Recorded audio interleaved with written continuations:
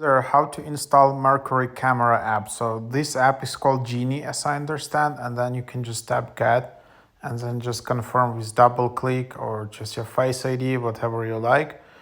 And yeah, this is the app where you can just control devices, and then you can just control all Genie smart home and smart health devices in one easy app from anywhere in the world.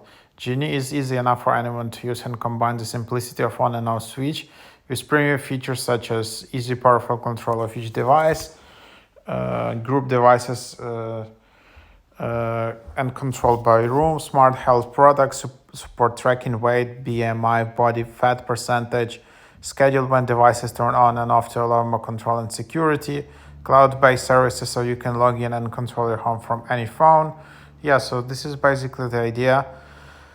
And then you can just go and you can create an account. So you can also just sign in with Apple if you want. That can be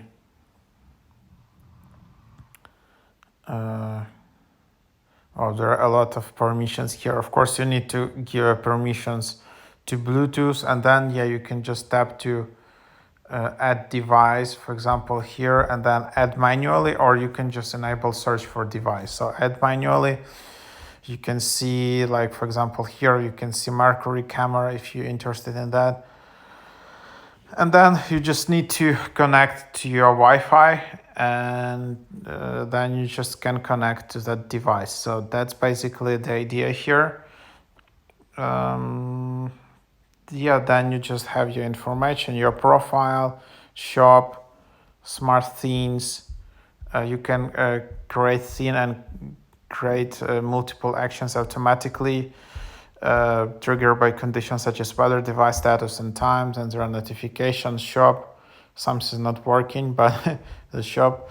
But there you have it. That's an idea. Hope it's helpful.